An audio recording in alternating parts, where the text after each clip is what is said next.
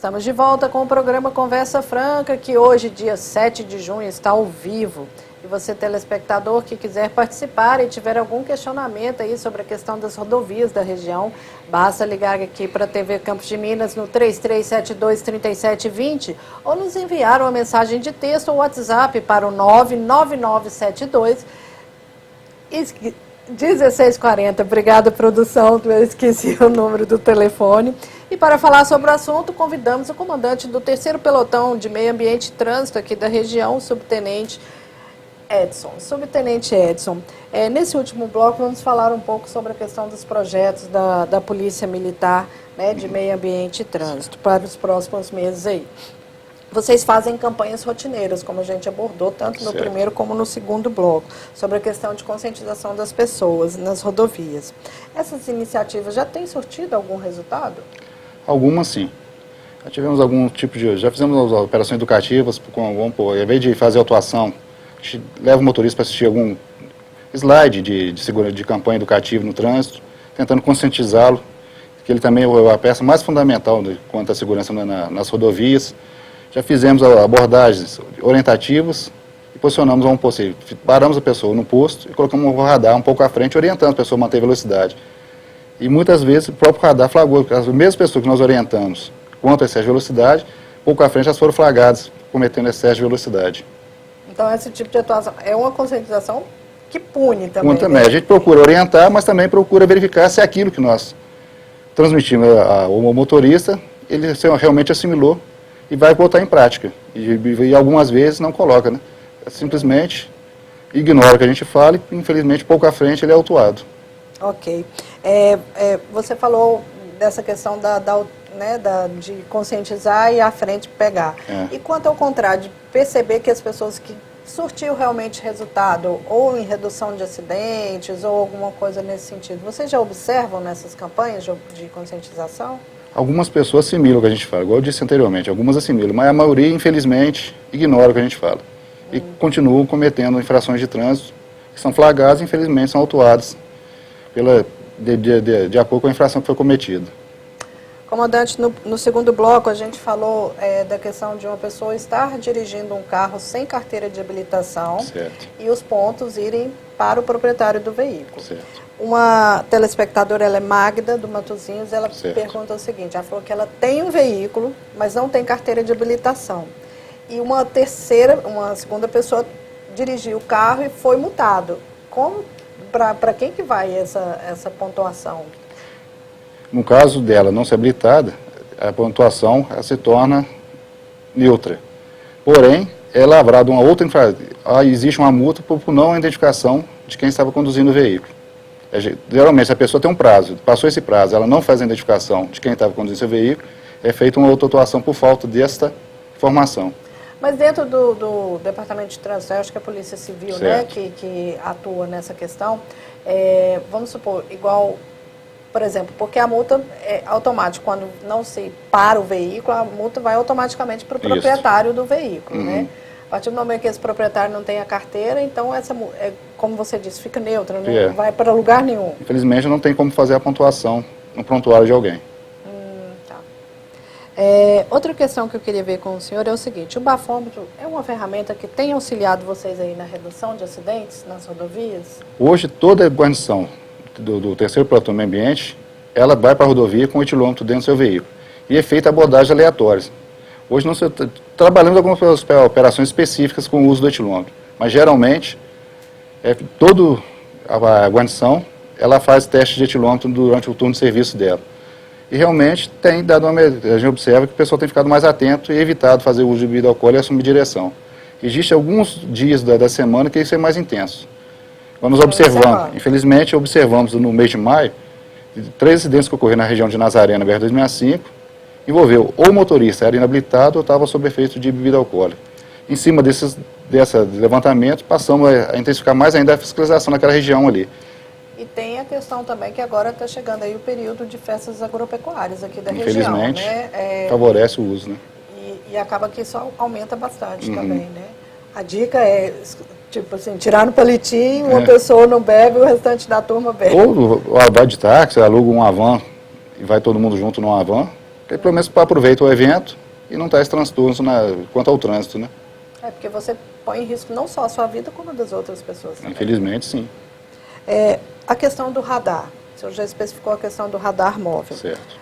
Os motoristas têm se policiado mais quanto ao limite de velocidade? Com os radares, com o aumento do número de radares nas rodovias?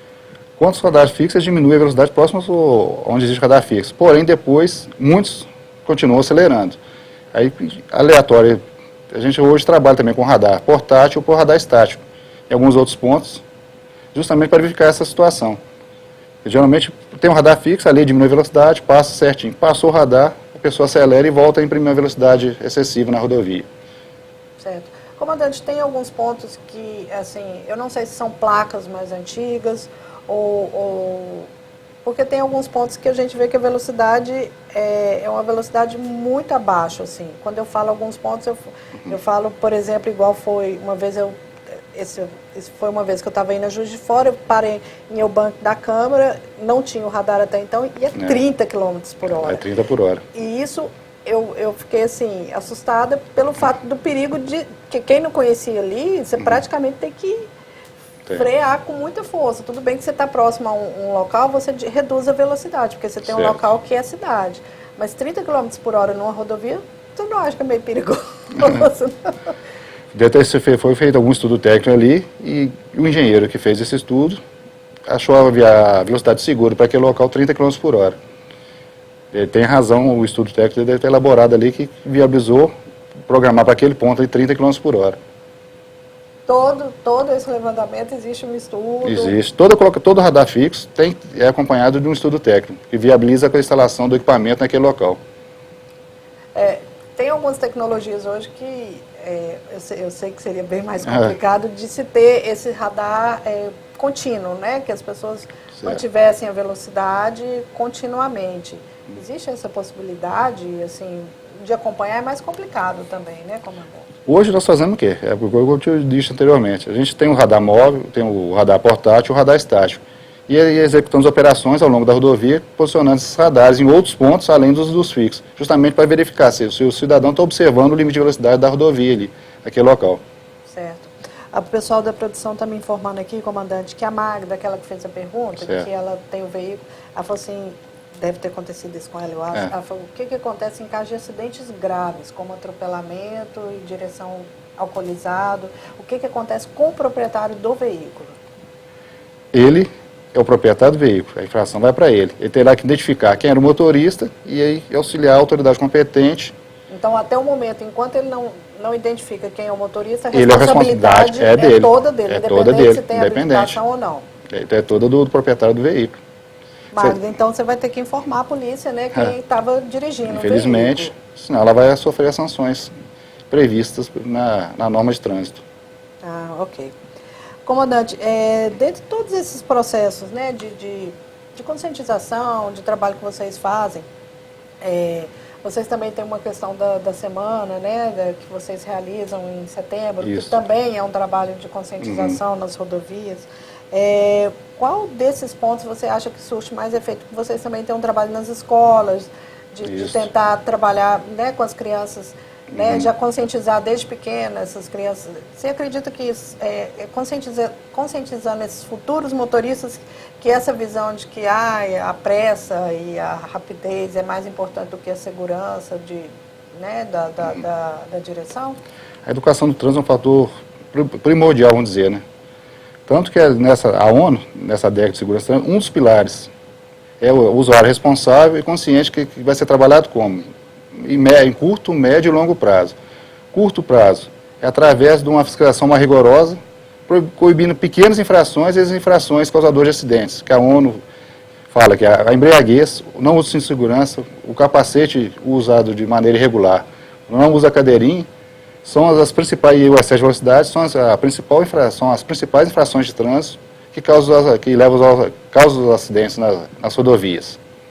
Sendo assim, a curto prazo, trabalhando na fiscalização, a médio prazo, habilitando policiais militares e pessoas para fazer palestras junto a empresas, cooperativas e outros órgãos públicos e privados, e a longo prazo é justamente a educação junto às crianças na escola, procurando conscientizá-las e formar os futuros motoristas, né?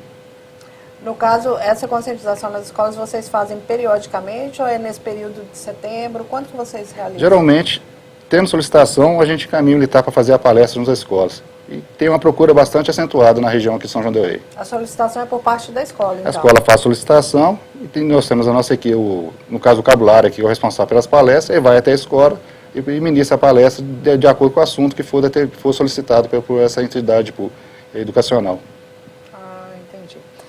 Vocês têm trabalhado também com a questão de proximidade até mesmo com o próprio condutor, que eu falo proximidade assim, de participar de eventos da cidade, de fazer exposições, eu já vi algumas exposições com material, com todo o trabalho de vocês. É para aproximar mesmo a população, para mostrar esse trabalho que é um trabalho conjunto. É para aproximar e conscientizar, né? Que eles são os principais responsáveis pela segurança no trânsito. Se o motorista não tiver consciência da conduta dele na condução de um veículo, infelizmente continuaremos a registrar acidentes como a gente registra diariamente em nossas rodovias, né? Comandante, eu queria agradecer a sua participação aqui no nosso programa. Se eu tiver alguma consideração, pode ficar à vontade. Eu que agradeço o apoio da imprensa de São João da região, que é de fundamental importância para o nosso trabalho, bem como aproveitar o momento para parabenizar 2 militares que atuam comigo aqui em terceiro pelotão, que amanhã estarão sendo homenageados em Barbacena, na Universidade da Polícia, receberam o prêmio de excelência profissional. Eles são 2 militares que destacaram na nossa companhia, sendo ele o Cabo Michel, na área de trânsito rodoviário, e temos o Sargento Edilson, que foi o destaque prêmio de excelência profissional na área de meio ambiente. Então, gostaria de deixar aqui, o parabéns aos 2 profissionais, que valorizam o nosso serviço, né? Com certeza, com certeza. Comandante, parece que a produção está com mais uma pergunta. Tem mais uma pergunta, produção? Pode falar.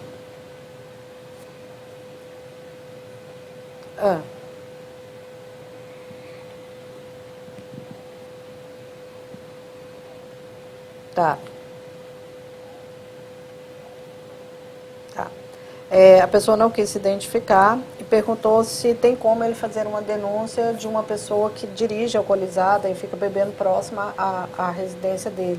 Que a preocupação é de ele entrar em contato e ser atendido imediatamente. Pode sim. Se for o seu cidadão fazer o uso nas rodovias, é só ligar para o nosso telefone do nosso posto, 3373-2077. Se for dentro da cidade, ele discar para o 190 e acionar a Polícia Militar, que, consequentemente, deve deslocar alguém, explicar a situação, né? Consequentemente, deverá uma viatura permanecer próximo ao local e para tentar flagrar o cidadão que faz, infelizmente, uso da bebida alcoólica e dirige após isso. Ok. Muito obrigado, comandante, pela participação. Eu que agradeço. Estamos à disposição. Ok. E você, telespectador, que quiser rever este programa amanhã, quarta-feira, às 11h20 da manhã, e na próxima terça-feira, nesse mesmo horário, às 19h30. Lembramos que nós retornamos ao vivo no dia 21 de junho. A todos vocês, uma boa noite e até lá.